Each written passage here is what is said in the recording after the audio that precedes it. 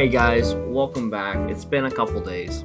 These 3 leaks that came out, I have been waiting for a nice trifecta so I can talk about each one in a video instead of making a separate one for each video. I'm going to save the longer videos like I did for Toski for official spoilers for these leaks right now that are coming out from those collector packs for Commander Legends. I'm going to be bunching them up in one video as soon as a couple of them come up and going over that with you. In the meantime, if you're liking the content I've been putting out, please do not hesitate to click that big red subscribe button and give us a like. Even if you want, give us a dislike and tell me how much you hate this video.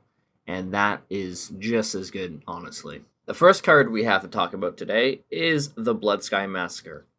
It's an enchantment saga with 3 steps on it. The first step is to create a 2/3 red demon berserker creature token with menace. I've never really been too enthused about sagas, but this one particularly is giving us some berserker support, which comes into the next step, which is whenever a berserker attacks this turn, you draw a card and lose 1 life. This is great to get some card draw in if you're running heavy berserkers and something. I'm hoping Kaldheim is going to give us some even more berserker support, unless if this is just a 1-drop berserker card that supports them. I would not be surprised to see a mythic berserker coming up soon. Anyways, the third step, add 1 red mana for each berserker you control. Until the end of turn, you don't lose this mana as steps and phases end. Which is great. We're seeing more things like this. I believe Leyline Tyrant did abilities similar to this. And it's nice to see red being the whole aggressive nature of it, being able to maintain the mana that it doesn't use right away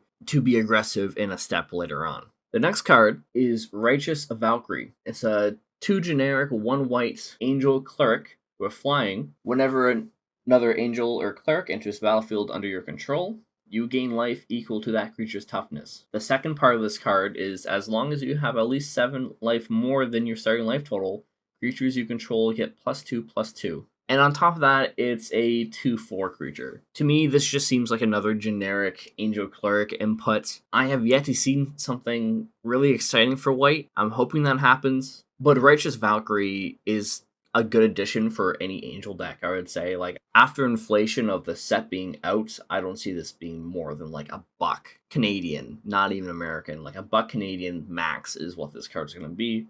But definitely one of those cards that if you pull it, definitely throw it in your 99. The last card to talk about today is a 5 mana green card called Battle Mammoth. It is 3 generic and 2 green, and it is a mythic elephant. For some reason, the only mythics that have been spoiled so far have been mythic greens. So I'm hoping another color comes out soon with a mythic, but I'm still liking the ability of this. It has trample, and whenever a permanent you control becomes the target of a spell or ability an opponent controls, you may draw a card. This ability fits in nicely, especially if you're running green and just swarming the field with things, or just have a lot of high toughness or scary creatures on the field, or scary permanents on the field. At least you're getting something into your hand as a replacement if someone decides to pop this off the field, or pop something else on the field. The final ability of Battle Mammoth seems like a new mechanic for Kaldheim, which not seems, but it is, called Foretell, and it costs 2 generic and 2 green. During your turn, you may pay 2 and exile this card from your hand face down. Cast it on a later turn for its Foretell cost. This is really nice, especially if you're able to save this card for later.